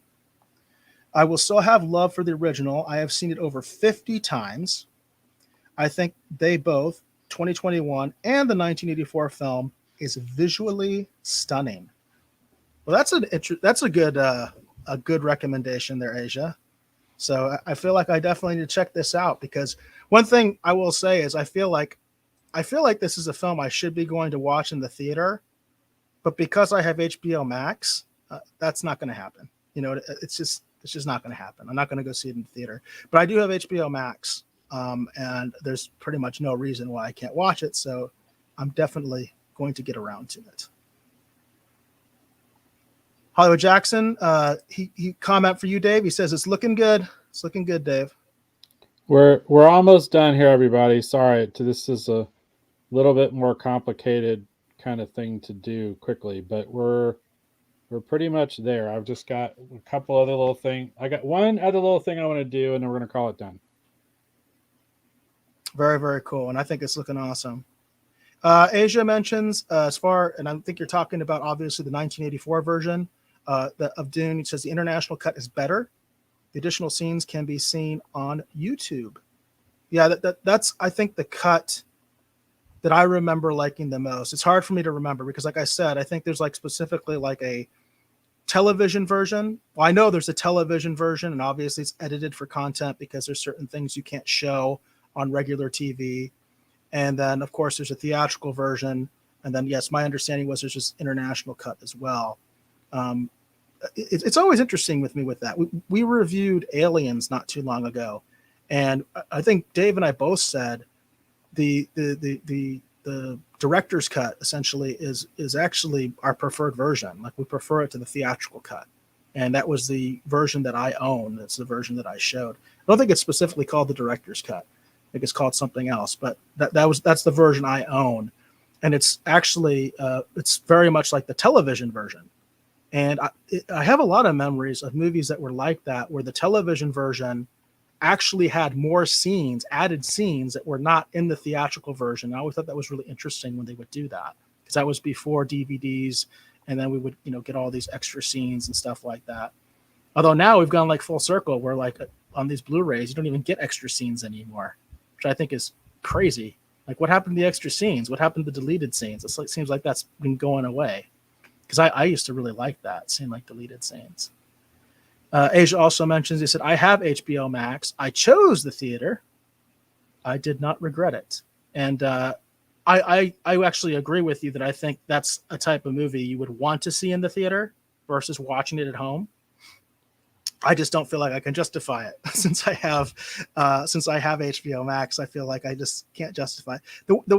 The way that I determine movies generally that I go to see in the theater is if I can take my kids to it. If I can take my kids to it and they're interested in it, because I try not to drag them to movies that I want to see. I try to go to movies that they want to see. Then I can justify it more and say, okay, kids want to go, we'll go to the movie theater. If it's just me and then I can actually see it for free, and I'm not even doing piracy because I don't believe in piracy. I'm probably just going to watch it at home, even though I agree with you that I think a movie like that, just based on the trailers, I think would be better to see in the theater. Val says, I really like Zendaya. I'm trying to remember who that is. That's the actress. She played MJ in the new Spider-Man movies. Oh, okay. I didn't even realize she was in it, to be honest with you. I apologize about that. I didn't even know that she was in it. I am familiar with the Spider-Man movies. She's playing Shawnee. Okay. And then Asia says, David, it's popping out. Looks amazing. Says the colors look like an oil painting. Well, it's funny because if you actually saw what I have on screen, it's actually much brighter. I actually had to change the color hue because on the screen it looked too garish when I first started it and too subdued. And so it's weird because it's really bright and kind of maybe overly colorful on my screen, but it seems to look right actually on the chat or whatever. So we're gonna call this done now. It doesn't look bright to me on my screen, and I just put mine in full screen mode. Yeah. It doesn't look bright on my screen. I'm on my laptop, obviously. Right. But to me, I agree with Asia that it almost looks like an oil painting. It really does. The texture is so rich and there's so much contrast. It really looks like a painting to me. Well, cool. That's what I would say. It's if we had more time, I could pull it together a little bit more, kind of do a little bit more stuff with it. But I think it's pretty good for we talked a little bit at the beginning, so it's probably more like an hour, give or take. So, but I think it looks pretty good. It's definitely in the spirit of Halloween, everybody. So happy Halloween. So. Yeah, absolutely. And that's kind of like it's kind of like our gift to all of you, right? For a happy Halloween and a safe Halloween, right? Yep. And again, we kind of came up with that last minute because we were going to do something completely different before. But I'm glad we did this because I think it came out really, really well. And it's cool. And let's see what the Rogues Gallery is saying here. Hollywood Jackson says he must be charging the batteries in my coat because we can see the electricity coming out of the bolts there, right? So he's charging the batteries in the coat. Asia says he looks very gothic on my phone. So she's looking on her phone. She says it's got a very gothic look in that format on the smaller screen. Very cool. Very cool. And then Val says it's a legit comic book character. And I do feel a lot of that comic inspiration in this particular one. I feel a little bit of the Hulk, and I was thinking of, Frankenstein has been in several different comic book versions. Actually Asia mentioned earlier, because Asia's always on point. She mentioned earlier Mike Ploog. Mike Ploog actually did a great run with, I think it was called The Monster of Frankenstein. I might have that wrong. It was a great Marvel comic book series back in the day. And I was thinking of that. I was also thinking of the Frankenstein sort of stand-in, because Swamp Thing is at times Frankenstein-ish in the early issues, but there's another character who appears later called the Patchwork Man. And the Patchwork Man is also very much sort of like a stand-in also for Frankenstein. And so I was actually thinking of those two the most while I was working on it. So my comic book influences apparently have come through very well because everyone picked up on it. So Yeah, yeah, I can see it as well, definitely. Although, again, the style, I agree, it does have that more of that painting look to me rather than like a classic comic book style, or or even a current comic book style for the most part. I think. Matthew Reed says he says love it, Dave. of when we did Delenn, because Delenn, I kind of had a very deliberate plan in mind, and I kind of already started the process. And Venom, this, and Captain Kirk is the complete opposite of that. It's like I kind of have a rough idea in my head, but at the same point, the moment also kind of drives the ship and dictates, how it actually comes together. So Yeah, that makes a lot of sense. That definitely makes a lot of sense. But I think this came together very nicely, and I do appreciate the fact that I can feel like that different style in it as well, as opposed to what we've done on previous episodes. very cool. And like I said, and also too, I was thinking of Scott. This is the he would keep working it and working it and working it until you get those amazing stunning images like because the first cover for Stan Lee's The Traveler, he pretty like I think I did some flats on that for him and a few little things, but that was pretty much all Scott, the very first Traveler cover that he did. And then also too those amazing covers that he actually did actually for Aspen. I think it was called Time and Tide or something. I forget the name. That probably confusing that with the Aquaman movie title, but we featured Scott on a previous episode and showed some of his work. And when he did painted work, this is pretty much the same way he would do it. He would start off by doing a based out drawing, and he would just start putting layers on top of it, and he would just go right to rendering. Like he wouldn't even tighten the drawing up anymore. He would just start rendering and just putting things on top and putting things on top, and then he'd go to a bottom layer and erase something. And it was just amazing to see him work the way that he could just digitally paint and create such amazing striking images basically out of nothing. Yeah, And so very much meant to be a salute to him because I just love to watch the way that he would work. It was impressive. no, it's impressive watching you work, Dave, and Yeah. the Rogues Gallery definitely agrees. Matthew Reed says he always enjoys watching your creativity come to life. Thank you, Matthew. You're too kind. And thank you everyone who watched and everyone who commented. And as usual, I'm always just shocked at how Asia's always on point. She totally knows exactly what I'm doing. I think she's the one person so far that I've seen, and this is like even with like people that have their own shows and stuff, that has that almost like encyclopedic knowledge that you have of so many of these different properties. Because sometimes Yeah. I'm just sitting there like, I have no idea what you're talking about, Dave. I've never seen that. You know what I mean? And Asia challenges you in that regard for sure. Maybe one of these days, because Asia has expressed interest in being on the show. We could have like a little like Jeopardy with I'll be the host and you two can compete against each other or something like that. You know what I mean? That just came to my head right now. I think it'd be kind of fun, So. Very cool. And Asia says, "It's magic, darling." Laugh out loud. I am a mega nerd, darlings. Hollywood Very Jackson cool. says she's our queen. I could totally see that. All right. Very cool. Oh, and she likes the idea, by the way. So there we go. Oh, okay. That would be cool. Oh man. This reminds me of a story. Eric's heard this story. I might as well go ahead and tell this story now. Have I ever told the DC Brightest Day dinner story before live on the air? Eric, do you remember me ever doing that? I don't think so. No, I don't think you've ever told it live on the air. Well, I don't have to burning any more bridges anymore. Those bridges are pretty much don't even exist anymore. So I go ahead and tell this story. So talking about encyclopedic knowledge and sometimes talking out of turn at the wrong possible moment. So this was many, many moons ago. We had just wrapped Brightest Day for DC Comics. At the time, Brightest Day was the #1 comic book in the nation. It was selling incredibly, incredibly well. If my stupid ass had thought better, I might have saved some of that money and be at a different position than I'm in right now. But hey, live and learn, right?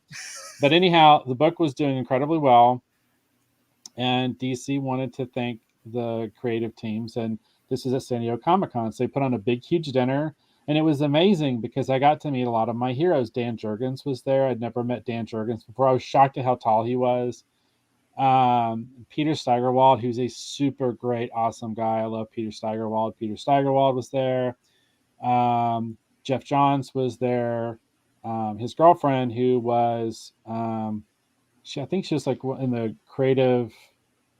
I forget. She was like somehow in the art department. I forget exactly. She didn't really introduce herself to me, but anyhow, um, and then Terry Cunningham, who was actually my boss at the time, was there.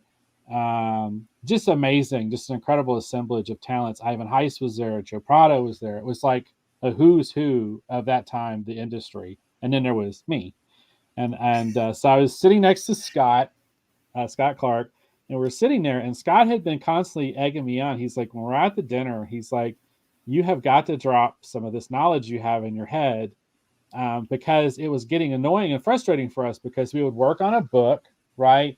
And then we would ask them questions, they wouldn't know the answer, and I would get frustrated, and I would tell Scott what the answer was, and then like it seemed like several days later they would say what I already said, because I just know at that time, not now. I don't know much about what's happening at DC now, but at that time with the DC universe, I knew a lot. And so we're sitting there, and there's this conversation because the DC universe massive multi role playing thing had just come out, and they had done the teaser for it at San Diego. It's the one where Lex Luthor's in the power suit and he's beating the hell out of everybody, and Superman's like hovering up in the sky, and his suit looks all tattered and torn, and he opens, he's got the red eyes, and he's all mad. Well, they were all talking about that, and everybody was, because Jeff had overseen that, and everybody was telling Jeff, apologies to Jeff, was telling Jeff, like, man, you did an amazing job putting this thing together. It looks so great. And I agree, because it did look great. But then this was the part where I had to stick my foot in my mouth. So his girlfriend said, I don't understand why it is that they've never done that before. Like mess up Superman's suit and have it be all tattered and dirty and stuff and grungy, because it looks really cool. It makes him look even more whatever, right? And Jeff chimed in and said, yeah, I don't know why they've never done that before. It never made any sense to me. And then my stupid ass had to open my mouth, and I said, well, the reason for that is in the 1986 John Byrne revamp of Superman, Man of Steel, he basically said that Superman's powers come from a field that radiates off of his body. It's what helps him levitate. It's to help pick up heavy things. It's why he can survive so long in space without needing to breathe. He has this field around his body that protects him. Well, that same field also prevents anything from sticking to his costume. That's why it's always clean. You can tear the cape off of him all day long, but you can't actually harm the suit because of the radiating field that comes off of his body. The whole table went dead silent. And Jeff was just had this look, and I was just like, staring at me. I was like, fuck, I just had to open my damn mouth, didn't I? And then afterwards, Scott and I had a pretty good laugh about that. So I have a really good talent for sticking my foot in my mouth at the wrong time. So there you go. There's a fun story. I wouldn't have told that in the old days because it would have totally got me blacklisted, but I don't think they even realize I'm still alive at this point. So who cares? There you go. And I have heard the story before, but again, I don't think you've ever shared it on the air. Mott says nice. Yeah. It's just like, oh no.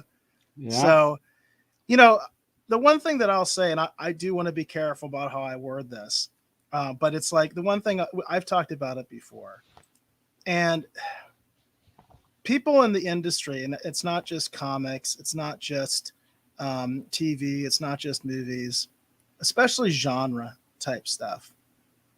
I think a lot of times they are very afraid of like nerding out too much as a professional, quote unquote, of being a fan, admitting that they're a fan.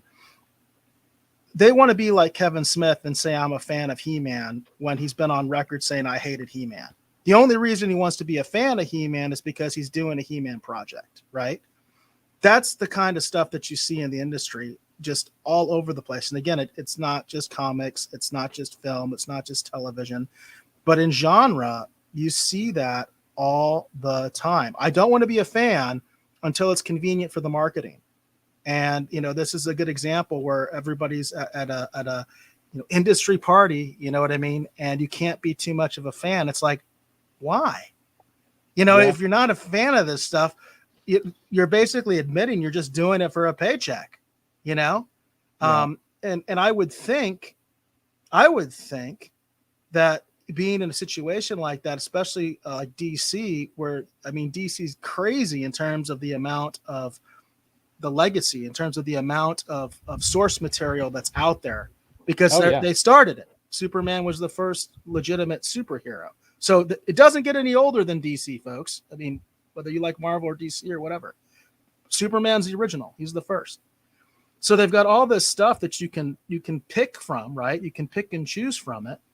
And it's like, oh, well, we've got a guy who knows all this stuff.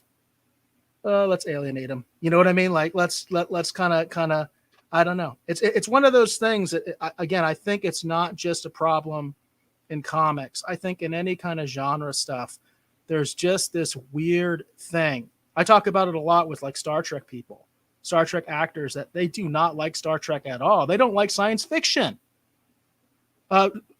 Jean-Luc Picard himself, the Picardinator, he does not like science fiction. He even put that line in Picard. He made Picard not like science fiction, when Picard never didn't like science fiction. He just threw it in there because now he was a producer on the show, It's stuff like that. You know what I mean? I think it's all comes from the same place in some ways, and people even get embarrassed, right? They get embarrassed that I worked in genre. That's not, even Stan Lee, I think, was on record as saying, initially, I just thought his comics as kind of silly books. Like I wanted to be like Shakespeare. You know what I mean? I wanted to do like this highfalutin stuff, right? Because it's like Rodney Dangerfield, like getting no respect, right? So it's one of those crazy things. Matthew Reed says it's a great story, so he appreciated it. Asia mentions it happens in sports all day long. That's interesting. I hadn't thought about that. And that's interesting, the nerding out on sports. I don't know if I agree with that, because I hear people quote like statistics and team rosters and have this like, again, like encyclopedic knowledge. And I'm actually, like I said, like I'm into college football. Hardly I ever know any of the players. I don't know any of the stats. I even kind of get annoyed when people do that, because I'm like, I don't care. I just want a good game. You know what I mean? I don't care what their record is. So it's kind of funny. I don't know if I agree, Asia, because I feel like in sports, they're allowed to do that. Plus with gambling, now they're really allowed to do that, because now it's like a science. They got to know all that stuff. There are people that are really nerdy when it comes to sports, because like I said, they'll know the full rosters, everybody's stats, all that stuff. But Asia does mention, I wear my geeky skin. She says, I wear my geekery like a second skin. Don't care how famous I get. And I love that. I love that, Asia. That's awesome. I kind of feel the same way. It's like, if I'm a fan about something, I'm going to let people know that I'm a fan. And Matthew says, oh, thank you, Matt. He says, I'm your fan, Eric and Dave, no matter what. Cool emoji. And that is cool. We appreciate that, Matt. Thank you, Matt. All right, very cool. Eric, do you have anything else you want to cover, or do we think we're good? I think we're good. We're almost at the 2-hour mark at this point. So. All right, cool. Well, I want to thank all of you for hopefully watching, we're just going to say watching, because I'm not going to put this out again as an audio show. I mean, I guess I could. Yeah, we were talking as much as drawing tonight. Maybe I could. So then I want to thank you for hopefully watching and listening to this episode of the Retro Rogues Live. Again, thank you for your patience. I had that same issue again where my basically pen, my light sensitive pen, stopped responding again. I don't know what's causing that, but anyhow, I want to thank you for your patience. And if you're curious to learn more about me, see what occupies a lot of my time, I'm going to actually point you to my main website. I'm going to encourage you to go over and check out davebeatty.com. That's DAVEBEATY.com. You can check out all the kind of fun things that are over there. There's lots of cool artwork. If you're enjoying seeing the artwork, you want to see more of my artwork, you want to see more of the things I've worked on, there's all kinds of amazing things to see on my website. If you go to the blog page, I've posted DC Comics pages, all kinds of sketches.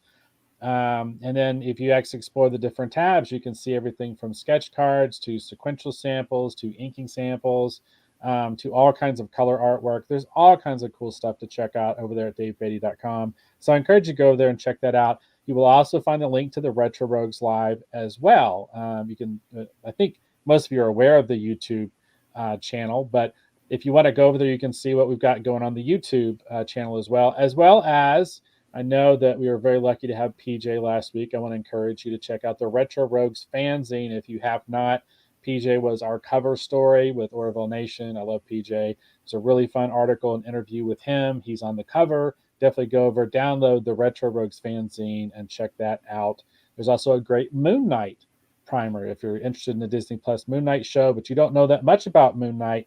Really great primer for Moon Knight, actually in that same digital publication, and it can be yours for free for the cost of downloading it. That's it. It's a thank you from us to you. All right, so I want to thank, as always, my great co-host, Mr. Eric Alexander, as always, for providing his unique perspective and opinion on all these fun things that we talk about, such as Frankenstein, such as all these fun, nerdy things at the DC movies. Eric, please tell the folks who'll be watching or listening at home where they can learn more about you on the interwebs. Well, I'm most active on Twitter. You can find me there at BassGod14, at BASSGOD14. My DMs are wide open. That's also the official YouTube. That's also the official Twitch. So more likely than not, if you go on either one of those channels, you comment, you're going to be hearing from me. I always am interested in show suggestions. If you have some rumors you've heard, or you're interested in a particular movie or something like that, let us know, and we can always talk about it here on the show. We're more than happy to do that. Matthew Reed says, another great show. Well, really appreciate that, Matt. Thank you very much. Asia says, great show, guys. Hugs. You are amazing. You are amazing as well, Asia. You're absolutely amazing. Hollywood says, bye, everyone. And Mott says, see you next week. So with that, we'll go. Hold on, just real quick. Could you put in Asia's last comment? She says, get a shirt. And she looks amazing in her Retro Rogues Live shirt. Thank you, Asia, for your support. Well, I can't. I definitely. That's a good last word, but we have to say, check out KirbyTees.com, and I'll go ahead and leave that as the last word. All right, there you go. Because that's where you can get the shirts. Sure, that's where you can get them. Everybody have a good night.